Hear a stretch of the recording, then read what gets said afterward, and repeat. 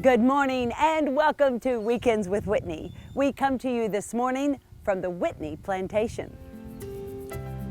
A plantation like no other. It's the first and only slave museum and memorial in the United States. You won't see hoop skirts and mint juleps here. Instead, you'll peer into slave quarters and jails that held them. It's an honest look into a dark period of American history. You can't rewrite history, but it's our belief that we can cure many of the evil hangovers from slavery, like racism. We can't make it disappear, but we can chase the hell out of it and get it back in the woods or wherever it came from through education. In addition to Father's Day, today is also Juneteenth, the holiday celebrating the end of slavery. In rare audio recordings, you'll hear, in their own voices, former slaves who lived and worked on plantations. They know enough about reading right there. All that I know, they teach you to mind your master and your missus. Then Dr. Nick shares his insights on love, healing, and moving forward after we toured Whitney Plantation together. But first, we begin at this memorial on Whitney Plantation. It lists the names of the people who were enslaved in the history of Louisiana. There are 107,000 names.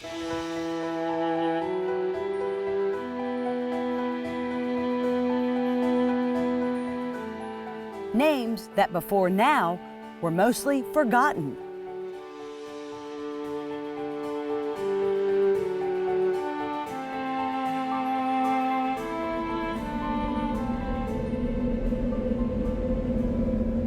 They still might be forgotten if it weren't for this man, John Cummings, owner of Whitney Plantation. And what we wanted to do here was to educate mostly people with my color skin on the facts of slavery, the horrific facts of slavery. Yet that's not why he bought the plantation 16 years ago. This successful New Orleans trial attorney bought it as a real estate investment.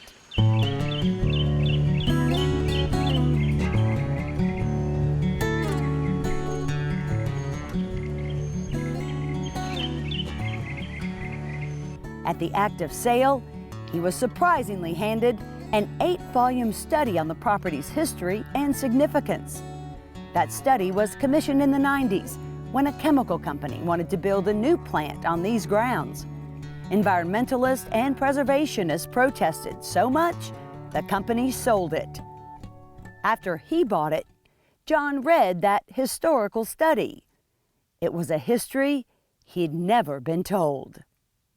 And during that year, I started to read it. Being a lawyer, I was interested in successions, interested in the paperwork. Every succession had an inventory of all of the assets here. And slaves were the second to most valuable asset here, slaves.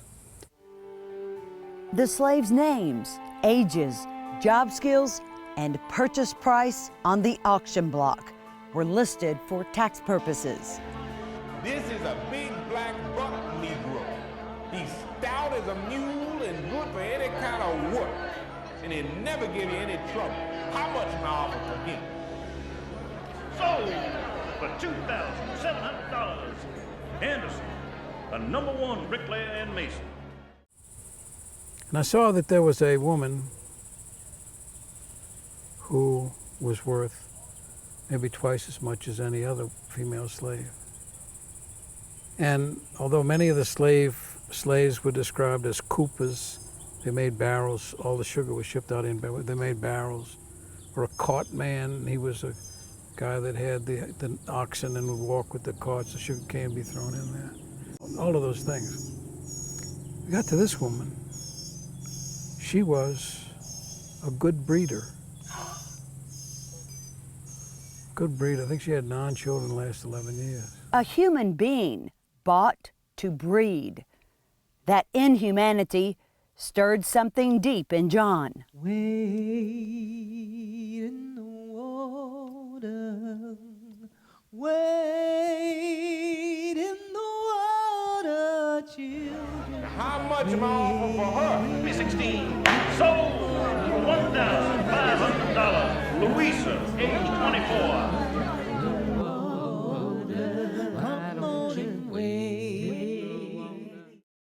The reason that it's shocking me is it was never in my education.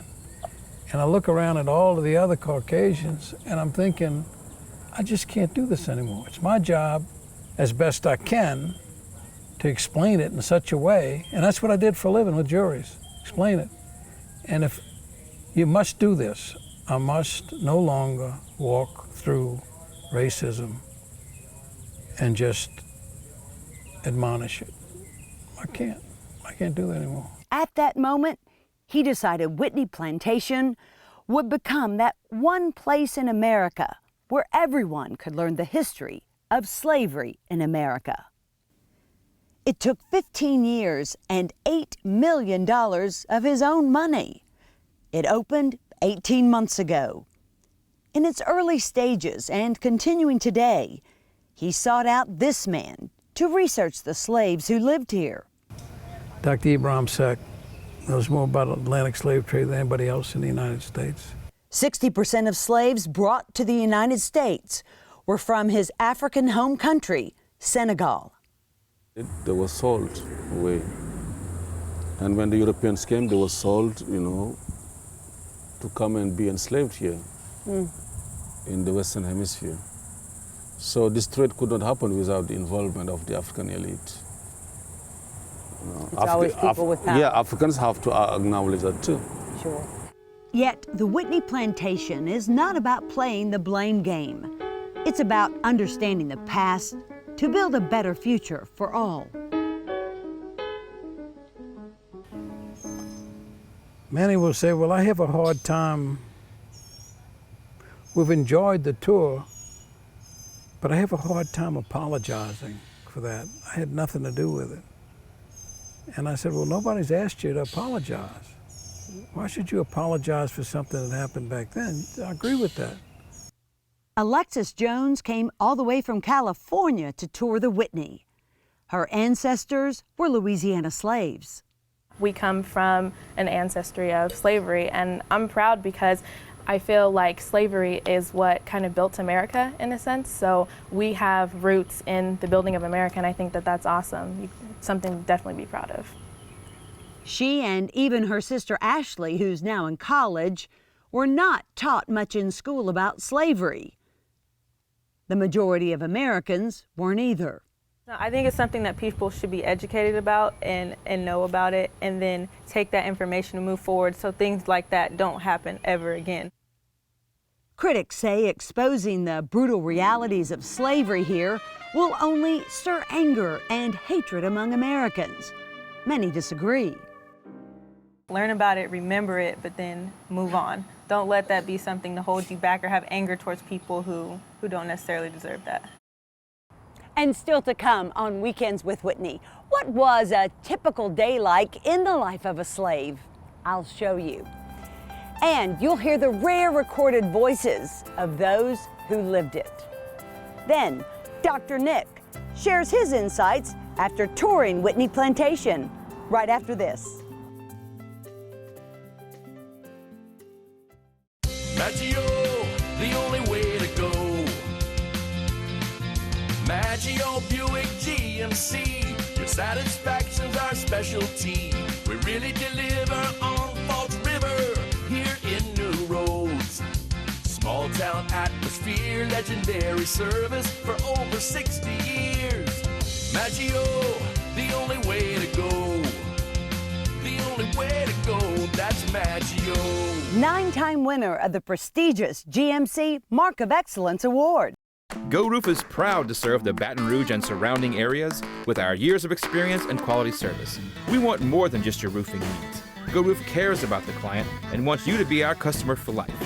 Roof replacement, repair, vents, and more. Go Roof will get it done. We have excellent standing relationships with all the top insurance companies, so making your claim is fast and easy. A beautiful roof every single time at Go Roof. Call now for a free estimate. Welcome back to Weekends with Whitney.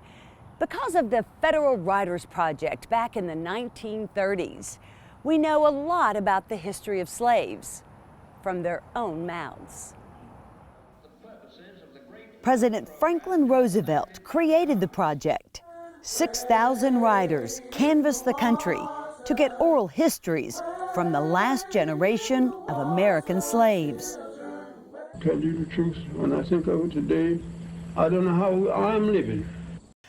Life for many slaves was cruel, punishing, and brutal. Those chosen to work in the big house often had it better than the rest. Some had adequate food and clothing, were taught to read and how to behave, like Alice Gaston. And they all treated me nice. All the white folks that know me, they treat me nice.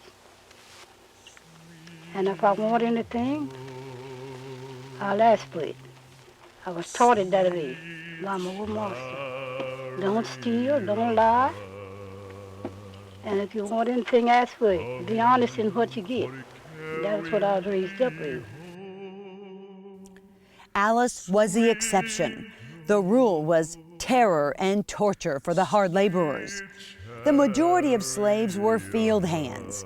They plowed, sowed, and cut sugarcane, cotton, tobacco, or other crops. Former slave Fountain Hughes says the work was endless. The night never comes out. You have nothing to do. Time to cut tobacco. If they want you to cut all night long out in the field, you cut. And if they want you to hang all night long, you hang tobacco. It didn't matter about your tired, being tired, you're afraid to say you're tired. A typical slave day started early, around 3:30 when the bell rang. They quickly ate breakfast, some even from a trough. All of them, you know, would get around that tree with spoons and eat such like mush or soup or something like that. They worked until noon when the bell rang again. After 30 minutes for lunch, it was back in the fields. If a slave wasn't working hard enough, an overseer would beat them into submission. Well, they take that old woman, poor old woman, cat in the peach orchard and whipped her. And, you know, just tied her hand this way, you know, around the peach orchard tree. I remember that just as well, looked like to me, I can, and round the tree and whipped her. And well, she couldn't do nothing but just kick her feet, you know, just kick her feet. But it just had her clothes off down to her waist, you know. They didn't have her plumb naked, but they had her clothes down to her waist. And every now and then they'd whip her. Work finally stopped at sundown. Slaves ate, then slept where they could. Other people didn't have no beds when they were slaves. They all slept on the floor. Pallet here, pallet there. Just like a lot of wild people. They couldn't set foot off the plantation unless their master gave them a written pass. If I had that pass, I could go wherever he sent me, and I'd have to be back. You know, whoever he sent me to, they'd give me another pass, and I'd bring that back so to show how long. More than 10,000 ran away every year. Overseers would hunt them on horseback with a pack of dogs. When caught, they'd be whipped until they bled in full view of the other slaves to terrorize and intimidate them too.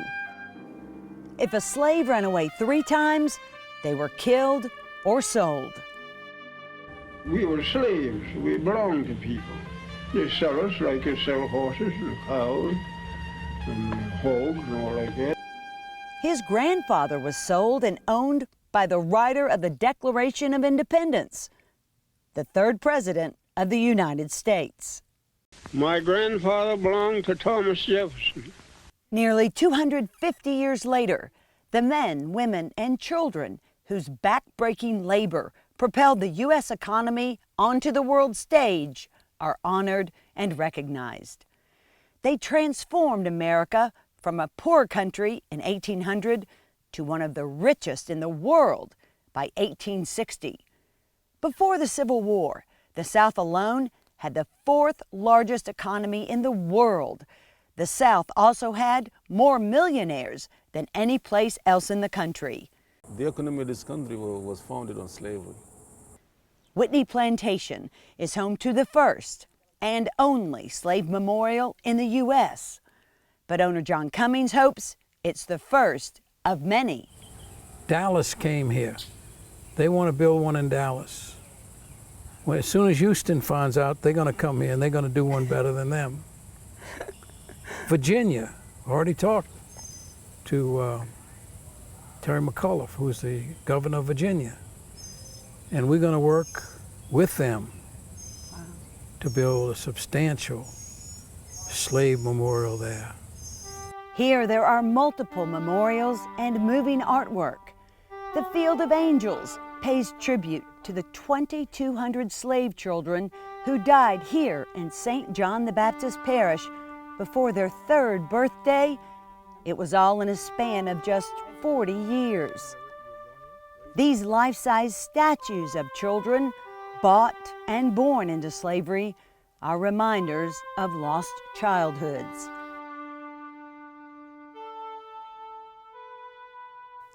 Their vacant eyes, shadowy depictions of those blind to their suffering and no future to really see. This wall of honor pays homage to the more than 350 slaves owned by the Haydell family here before emancipation. Free at last, free at last. Then freedom and hallelujah portrayed here. 34,000 visited Whitney Plantation last year, twice what they expected. This year, they're on pace to welcome 70,000. Many feel steps here are raising consciousness, conversation, and connection. All we have is to love and be loved. If I love, then that means I have to take care of me, love me, but it also means I have to love you, respect you, and value you. Because if we don't love, then we haven't lived at all. Jennifer Davidson came from Northern Ireland to experience it. But I think it's taken this long for us to really get our heads around it. I mean, and it was brought up in the tour that it still hasn't been addressed in education in schools, and that's a problem in the UK as well as the US. And people forget in the UK that we also had an enslaved population, and that goes unnoticed in the history book. It's through education, John's convinced, we can right the ship. Education is the number one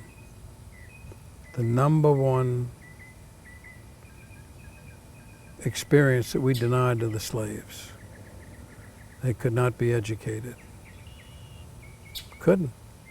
If I thought, had any idea that I'd ever be a slave again, I'd take a gun and just end it all right away.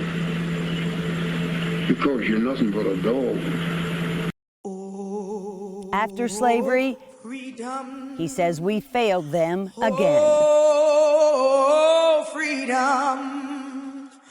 Oh, freedom over me. Didn't know where to go. You see, after freedom go, just like he turned something out, didn't know where to go. Think of the humiliation, degradation that blacks suffered after freedom. They were hung from trees. And slavery was just reinvented under another name, that's Jim Crow. We need to educate everybody and to get equal opportunities for everybody and to mend the minds of everybody too. Educated people get along with each other. They understand dispute resolution. I guarantee you, the day that we get more African Americans into college than into penitentiaries and into graves, that's when you and I can talk and say, we're turning that big boat around slowly. It's education. As symbolized here at the museum's entrance, John says it's time to pull up anchor. Every slave and every slave owner came from a different village on a different boat. But today we find ourselves all in the same boat. And we must take another voyage together, no matter how painful, and to understand our participation in this history and discover a way that we can cure the evils that were heaped upon these Africans when they first came to our shores. The Whitney Plantation is open every day except Tuesdays, 9:30 to 4:30. If you'd like more information, go to whitneyplantation.com. And still to come, we sit down with Dr. Nick after his tour of the Whitney Plantation. We discuss love, healing, and moving forward. It was nearly a decade ago that Brett teamed up to Imagine Your Parks, and you imagine big. 12 beautiful community parks from one end of the parish to the other, one family-sized water park, and 5 other parks just for your dogs. You have places to splash and places to explore. You have games to play and camps galore. No matter what you like to do or see, visit Breck.org and see how together we have made Breck better than imagined. Lord is my shepherd. Welcome back to Weekends with Whitney. We are joined by Dr. Nick Abraham, who joined us on the tour of the Whitney Plantation, and we're here in the church. I am so grateful. I have always wanted to go on the road with you. Thank you. You were so what welcome. An experience, and the interviews and the plantation that I've seen many of. Yes, you've been to a lot of plantations. But not one that really focused as much as this one did on slavery. Well, and it's the first ever, and it was important for me to thank you for accepting my invitation to come and join us. It's powerful. Yeah. Also a downer. And you get mad at me, but I'm so sensitive. It hurts. I know. And yet, I think that's one of the things that I just wanted to share quickly with our viewers. I hear so many people say, "Get over it. I didn't live through that. That wasn't me." It's still our national story. It's just like when I work with clients and they say they want to close the door on their past. I'm like, the past is a part of your story. Mm-hmm. Let's learn more of our story and accept it, but at the same time, continue to do whatever we can to change it and develop it and make it better. Right. As you were trying to say to one of those people you interviewed, you go for that career. Yes. You go for that career. Do you know how much that meant to her? I know. You know, to hear someone of your status encouraging her. Well, that's kind of you. That's an important thing, Whitney, for us to do, is because to continue to talk about the some fact that it's real. That say that we're going backwards in history by having a museum like this, we're not moving forward. And you know what I think is fascinating? Is what they brought up today in the tour, that there's no monument anywhere to slaves. I walk in Washington and I see the Vietnam Monument and I cry like a baby because I look at all those names. I go to the Jewish Holocaust Museum and I cry like a baby. World War II in New Orleans. I'm not pushing it. I'm just saying it's very interesting that there's not, except for here.